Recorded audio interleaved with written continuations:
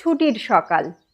বাজার থেকে ফিরে সবে খবরের কাগজটি খুলে বসেছি, অমনি বিপিনবাবু এসে হাজির। ধপাস করে সোফায় বসে বললেন, সুখে আছেন মশাই? আর এদিকে আমার যে সর্বনাশ হয়ে গেল।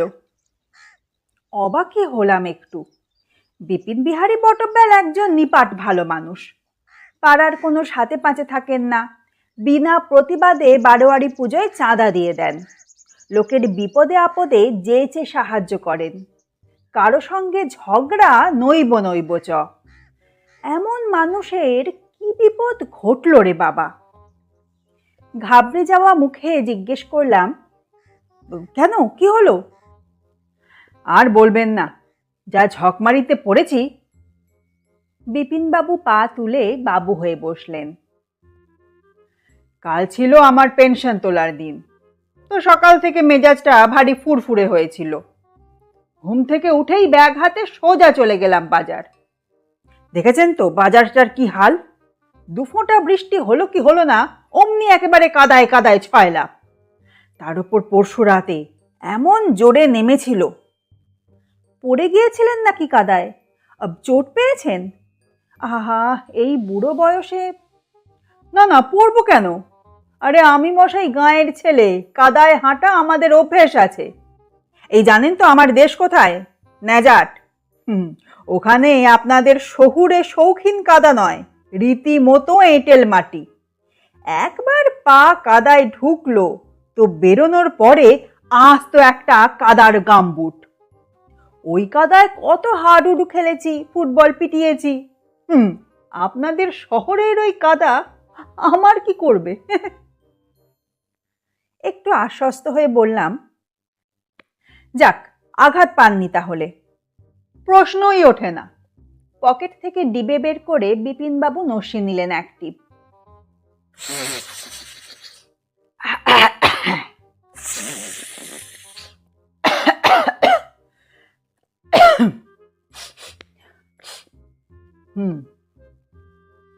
তা কাদা মারিয়ে ঢুকলাম তো মাছের বাজারে, ঢুকেই ফিরবি খাওয়ার জোগাড়। কেন কেন, কি দেখলেন সেখানে? ইয়া বড় বড় ইলিশ। আহা, কি তাদের রং, কি রূপ! গায়ে যেন রূপ ঝিলিক কাটছে। জিজ্ঞেস করলাম, কোথাকার মাছ ভাই? তো বলল, কোলাঘাটের। এমন মাছ আর এবছরে আসেনি বাবু, নিয়ে যান নিয়ে যান, ঠকবেন না। ব্যাস, অমনি লোভে পড়ে গেলাম, কিনে ফেললাম একখানা 1.5 কেজির ইলিশ।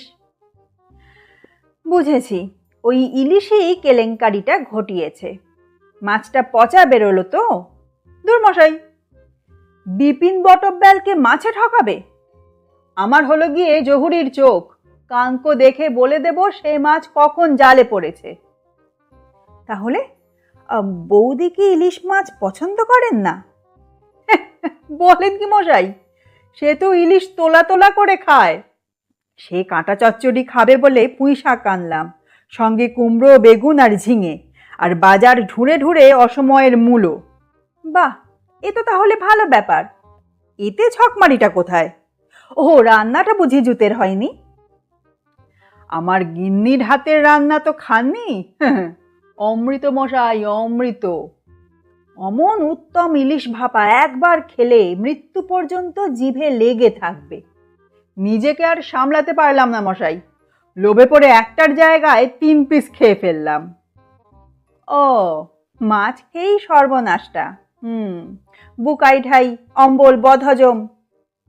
আজ্ঞে না স্যার, ওসব মিনমিনে রোগ আজকালকার ওই ছেলে ছোকরাদের হয়, যারা ব্রয়লার মুরগি, কাটাপোনা এসব ছাড়া কিছু খেতে শেখেনি। আগে আগে তো নেমন্তন্ন বাড়িতে আমার খাওয়া দেখতে ভিড় জমে যেত। একবার 66 পিস মাছ খেয়েছিলাম বিয়ে বাড়িতে, সঙ্গে 25টা রসগোল্লা। রস চিপে নুন মাখিয়ে নয় কিন্তু, একেবারে রস শুদ্ধ। বলতে বলতে বিপিনবাবুর চোখ জল জল। শরীরের জোশ এখনো যায়নি মশাই, এখনো লোহা চিবিয়ে হজম করতে পারি। আমার ধন্দ লেগে যাচ্ছিল, এমন মহান শক্তি সম্পন্ন লোকের বিপদটা এলো কোত্থেকে? মুখ ফসকে বেরিয়ে গেল, তাহলে সর্বনাশটা কি? আরে সেটা বলতেই তো আসা। বিপিনবাবু নড়ে বসলেন। তারপর তো বুঝলেন, খেয়ে দিয়ে তো বেরোলাম ছাতাটি বগলে নিয়ে। তারপর বেরিয়ে মোড়ে গিয়ে একটা পান খেলাম। পানটা অবশ্য আমি রোজ খাই না, ওই যেদিন আহারটি উত্তম হয় সেদিন আমার একটা পান চাই, মিষ্টি পান। তাতে একেবারে গদগদে করে গুলকান দেওয়া থাকবে, আর খাবলা করে চমন বাহার, আর পাতাটিও হবে মিঠে। লোকটার এই দোষ, বড্ড বেশি বকে, কিছুতেই মূল প্রসঙ্গে আসতে চায় না। অধৈর্যভাবে বললাম, নিশ্চয়ই পান থেকে আপনার কোনো বিপত্তি হয়নি? আমার কথায় বাঁকা সুরটি টের পেয়েছেন বিপিনবাবু, হেসে বললেন, আরে চটেন কেন, শুনুনি না। পানের পিকটি ফেলে বাস স্টপে এসে দাঁড়িয়েছি, সঙ্গে সঙ্গে বাস। তারপর উঠলাম তো বাসে, আর তখনই গা গুলিয়ে উঠল। বললাম তো আপনাকে, আমি সেই ধাতুতেই গড়া নই। ভরপেটকে কতবার নাগরদোলায় চড়েছি, একদিনের তরেও গা গোলায়নি। তাহলে হলোটা কি? ওই পকেটমার ছিনতাইবাজের পাল্লায় পড়লেন? ছেলেবেলার এক বন্ধুর সঙ্গে দেখা, হরিসাধন। একসঙ্গে স্কুলে পড়তাম আমরা। হরিসাধনটা ছিল বেজায় ডান পিটে। স্কুলের পেছনে একটা নারকোল গাছ ছিল। টিফিনের সময় গাছটায় তরতর করে উঠে গিয়ে ডাব পেড়ে আনতো। আর যাদের গাছ তাদের সঙ্গে এই নিয়ে যে কত ঝামেলা হয়েছে, একবার তো তারা হেড স্যারের কাছে কমপ্লেন ঠুকে দিল। আমাদের হেড স্যার ছিলেন বেজায় কড়া, তার দাপট কি ছিল পাপস! একবার চোখ লাল করে তাকালে আমরা সব ভয়ে শুকিয়ে যেতাম। তো সেই হেড স্যার শুনে গুনে গুনে 25 বেত লাগিয়েছিলেন হরিসাধনকে। বেচারার হাতের চেটো ফুলে একেবারে ঢোল, অথচ বাড়িতে বলতেও পারছে না। প্রহারের কারণ শুনলে তারাও দেবেন ছেলেকে উত্তম মধ্যম। বাজারে একটা বরফের দোকান ছিল, সেখান থেকে বরফ এনে রুমালে ভালো করে বেঁধে পুলটিস লাগানো হলো হরিসাধনের হাতে। তাতেও কি হরিসাধনের দৌরাত্ম্য কমেছিল?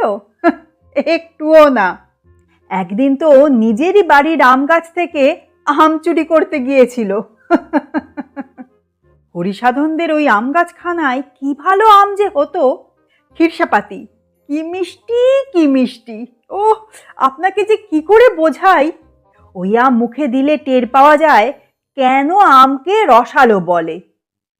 ব্যাস, মেন লাইন ছেড়ে কর্ড লাইনে ঢুকে পড়েছেন বিপিন বিহারী। বাধ্য হয়ে গলা খাঁকারি দিতে হলো।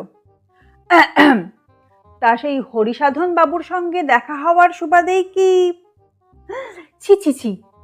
বিপিনবাবু এক হাত জিভ কাটলেন। পুরনো বন্ধু কখনো বিপদে ফেলতে পারে? হ্যাঁ, তাও আবার হরিসাধনের মতো বন্ধু, যেমন ডাকাবুকো তেমনি বন্ধু বৎসল। কতবার যে বন্ধুদের জন্য ও মারপিট করেছে, কালকে নিশ্চয়ই ওকে তেমনটি করতে হয়নি। অতি কষ্টে থামালাম বিপিন বিহারীকে। না না, মারামারি করার বয়স আর আমাদের কোথায়। বিপিনবাবু লজ্জা পেলেন। তবে হরিসাধন এখনো কিন্তু দিব্যি তাগড়াই আছে। আসলে পুলিশে চাকরি করতো তো, ঢুকেছিল এএসআই হয়ে, আর রিটায়ার করেছে ডিএসপি পোস্ট থেকে। বেশ অনেকটাই উঠেছিল, হ্যাঁ কি বলেন? হ্যাঁ, তবে তার সঙ্গে আপনার সর্বনাশের কোনো সম্পর্ক আছে বলে তো আমার মনে হয় না। আরে নেই তো। বিদ্রুপের খোঁচাটা হজম করে নিলেন বিপিন বিহারী। এতটুকু অপ্রতিভ না হয়ে বললেন, তবে কি জানেন, হরিসাধন আমায় অবাক করে দিয়েছে। কিরকম? আমি যে ব্যাংক থেকে পেনশন তুলি, ওরও পেনশন সেই ব্যাংকেই। হরিসাধনও 3 বছর হলো রিটায়ার করেছে, আর আমিও তাই। অথচ আমাদের দুজনের মধ্যে একবারও দেখা হয়নি। একই রুটের বাসে যাই, সেখানেও না। এই নিয়ে তো আমরা দুজনে জোর একচোট হাসাহাসি করলাম। তারপর তো বাস থেকে নেমে দুজনেই গুটি গুটি পায় ব্যাংকে। ও, তখনই বুঝি কিছু ঘটলো? মানে কোনো ফ্যাসাদে পড়লেন? ব্যাংকে আবার কিসের ফ্যাসাদ? হ্যাঁ, মাঝে মাঝে আমাদের মতো পেনশনারদের লাইনটা বড্ড বড় হয়ে যায়, এই যা।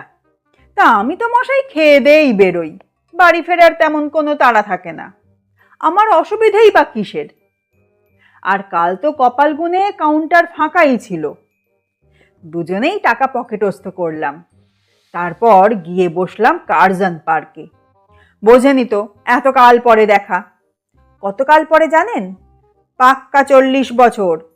শেষ যখন দেখা হয়েছিল তখনও বিয়ে পরীক্ষায় গাড্ডু মেরে হ্যাপা করে বেড়াচ্ছে, আর আমি তখন সবে রেলের চাকরিতে ঢুকেছি। একদিনের জমানো কথা, ও কি আর সহজে ফুরোয়? হরিসাধন ওর পুলিশ জীবনের এক কাঁড়ি রোমহর্ষক কাহিনী শোনালো, আর আমিও আমার অফিসের গালগপ্প করলাম। আড্ডা মারতে মারতে কখন যে বিকেল 4টে। তো হরিসাধন বলল, চলো, অনেক দিন ডেকার্স লেনের ঘুগনি খাইনি, আর জম্পেশ করে ঘুগনি আলুর দম সাঁটাই। আমার তখনও পেট গজগজ করছে, তবু ওই জিভটা কেমন যেন শুলিয়ে উঠল। ডেকার্স লেনের ঘুগনি জানেন তো, দারুণ ফেমাস। পাতলাও নয় আবার ঘনও নয়, আর মটরটা ঠিক শক্তও নয় আবার গলা গলাও নয়, আর ঝাল মশলা একেবারে মাপা। শাস্ত্রে বলেছে লোভে পাপ, পাপে মৃত্যু। তার শাস্ত্র বচন উপেক্ষা করে নিয়েই নিলাম 1 প্লেট। সেটা সাবার করেও থামতে পারলাম না, ফের 1 প্লেট নিলাম। বুঝেছি, তাহলে সেই ঘুগনি খেয়েই আপনার পেটটি খারাপ। তা সকাল থেকে কবার গেলেন বাথরুমে? ধুস, আরে বললাম না আপনাকে, আমার কখনো ওসব পেটের অসুখ টসুখ হয় না। সামান্য 2 প্লেট ঘুগনি আমার কি করবে? হ্যাঁ? ও, হতাশ গলায় বললাম, তাহলে? তাহলে আর কি, আমি আর হরিসাধন ঘুগনি সাঁটিয়ে উঠে পড়লাম। ও গেল মেয়ের বাড়ি শ্যামবাজার, আর আমি উঠলাম গিয়ে ফিরতি বাসে। তখন সবে ছুটি হয়েছে, বাসে রীতিমতো ভিড়। কোনো রকমে তো গাদাগাদি করে দাঁড়িয়েছি। এদিকে পকেটে পেনশনের টাকা, আমার মতো রিটায়ার্ড মানুষের সারা মাসের সম্বল। হায় হায়, টাকাটাই তাহলে গেল তো। খাড়া হয়ে বললাম, পিকপকেট? মাথা খারাপ, পকেট মারবে আমার? সারাক্ষণ পকেটে হাত চেপে দাঁড়িয়ে, বাছাধনদের সাধ্য কি আঙুল গলায়? তবে যাই বলুন, ওই এক বগলে ছাতা ধরে আর অন্য হাতে পকেট সামলানো কি আর মুখের কথা? তখন মনে মনে খুব রাগ হচ্ছিল, কেন যে ছাতাটা নিয়ে বেরোলাম। বলতে পারেন প্রিয় ছাতাটাকে এক প্রকার অভিশাপই দিচ্ছিলাম বেশ। তাহলে কি শেষমেশ প্রিয় ছাতাটাই গেল? ঠিক উল্টো, ছাতাই বরং কাজে লেগে গেল। বাস থেকে নামার পরপরই আরে ঝেঁপে বৃষ্টি এলো না কাল। সে হলো মাত্র 10 মিনিট, কিন্তু তার কি ভয়ঙ্কর তোড় ছিল বলুন। হ্যাঁ, পেট আমার পোক্ত বটে, তবে ফুসফুস দুটি তো ঝরঝরে। বৃষ্টির ফোঁটা গায়ে পড়লেই শুরু হয়ে যায় সর্দি কাশি। দেখ না দেখ শয্যা নিতে হয়। ওই ছাতার কল্যাণেই কাল বেঁচে গেলাম বলা যায়, আর টাকাটাও ভিজল না। বাহ, এ যে দেখি সবই ভালো ঘটনা। ছাই ভালো। বাড়ি ফিরে কি দেখি জানেন? গিন্নি অন্ধকারে বসে একেবারে কালো মুখ করে। কেন কেন? ওহো, আপনার দেরি দেখে উদ্বিগ্ন হয়ে পড়েছিলেন বুঝি? আমার জন্য উদ্বেগ? সেই কপাল কি আর করেছি মশাই? ফিউজ উড়ে গিয়েছিল মেন মিটার থেকে। ভাবুন, এই গরমে যদি কারেন্ট না থাকে। আর ইলেকট্রিক মিস্ত্রিদের জানেন তো, ভগবানকে পাওয়া সহজ, কিন্তু তাদের দর্শন মেলা ভার। ও, তার মানে সারা রাত কাল ঘুমোতে পারেননি, সেদ্ধ হয়েছেন গরমে? তাই হতাম যদি ইলেকট্রিকের কাজটা না জানতাম। ওইসব টুকটাক কাজের জন্য আমি মেকানিকের অপেক্ষা করি না মশাই। এই তো গত সপ্তাহে আমার জলের কলটা খারাপ হয়ে গেল, আমি থোড়াই প্লাম্বারের পেছনে দৌড়েছি। আরে মশাই, আপনা হাত জগন্নাথ। সোজা চলে গেলাম ওয়েলিংটন। কল কিনলাম, পাইপ কিনলাম। ভাবতে পারবেন না মশাই, ওখানে পাইপ কল সব কি সস্তা, বিশেষ করে ওই চাঁদনি মার্কেটের দিকটায়। এখানে যে জিনিসের জন্য 100 টাকা হাঁকে, ওখানে তার দাম ওই মেরে কেটে 60, আর মিস্ত্রিও তো কলে হাত দিলে না হোক 50-60 টাকা নিত। তাহলে কতগুলো টাকা বেঁচেছিল বলুন। তবে কাল ওই অন্ধকারে ফিউজ সারাতে গিয়ে কারেন্ট খেয়েছেন বুঝি? আরে না মশাই না, মনের মতো তার খুঁজে পাচ্ছিলাম না। তারপর হঠাৎই মনে পড়ল, আছে তো তার, বাথরুমের লফটে পুরনো তার প্লাস্টিকে মুড়ে রাখা আছে। সঙ্গে সঙ্গে ওই অন্ধকারেই অ্যালুমিনিয়ামের ঘরাঞ্চিতে চড়ে হাতড়ে হাতড়ে বের করলাম তার। তারপর ফিউজ লাগানো তো 2 মিনিটের কাজ। তবে হ্যাঁ, ফিউজের তার লাগাতে হয় খুব মেপে চুপে। বেশি মোটা হলে মেন উড়ে যাবে, আর বেশি সরু হলে নিজেই ঘন ঘন জ্বলবে। অবশ্য আমার হাত পাকা, একবার যদি ফিউজটি লাগাই ও 6-8 মাস একেবারে নিশ্চিন্ত। ওরে বাবা, এই যে দেখি রুশি সৈনিক, রোদে পড়ে না, জলে ভেজে না, আগুনে ঝলসায় না, কারেন্ট খায় না, জাগতিক সমস্ত বিপদই তো টপকে টপকে চলে যান। এমন মানুষের কি বিপদ ঘটা সম্ভব? নতুন করে প্রশ্ন করতেও আর সাহস হচ্ছে না। কি জানি বাবা, কোন কথা থেকে বিপিনবাবু কোন কথায় চলে যাবেন ঠাহর করা দায়। ভয়ে ভয়ে বললাম, ও সর্বনাশের কথা পরে হবে, এখন একটু চা খাবেন তো? চা? বিপিন বিহারীর প্রৌঢ় মুখখানি সহসা খুশিতে উদ্ভাসিত। অবশ্যই অবশ্যই, আরে ওই সর্বনাশের কথাই তো আপনাকে বলতে এসেছি মশাই। মানে? কাল রাত্রিরে ছেলে এসেছিল, কথা নেই বার্তা নেই, দুম করে 2 দিনের জন্য মাকে নিয়ে চলে গেল নিজের ফ্ল্যাটে। আর আপনার বৌদিও হয়েছেন তেমনই, নাতি নাতনির সঙ্গে মৌজ করবেন বলে তিনিও একেবারে ড্যাং ড্যাং করে ছুটলেন। আর আমার রান্নার মেয়েটিও আসবে সেই বেলা 10টায়। এদিকে তো বুঝলেন কি না, আমি না গ্যাসটাও ঠিক জ্বালাতে পারি না। বলুন তো, এটা কি আতান্তর নয়? হ্যাঁ, সকালের নেশার চাটা কি তাহলে আমি সেই রাস্তায় গিয়ে খাবো? যাক, শেষ পর্যন্ত তাহলে ঝুলি থেকে বেড়াল বেরোলো। ঠিকই তো, এত বড় বিপদ কারো ঘটে নাকি? হাসি মুখে বললাম, সামান্য চা খাবেন এ আর এমন কি? আগে বললেই পারতেন। কি করে বলবো? আপনি বলার সুযোগ দিচ্ছেন। তখন থেকে তো একের পর এক গপ্প জুড়ে জুড়ে। যাগে, উফ, মাথাটা আমার ধরে গেল মশাই। সকালবেলা কি করে যে এত বকবক করতে পারেন? একটা সোজা কথা সোজাভাবে বলবো, তারও উপায় নেই। হক কথা, ধান ভানতে কে এতক্ষণ শিবের গীত গাইছিল? আমিই তো।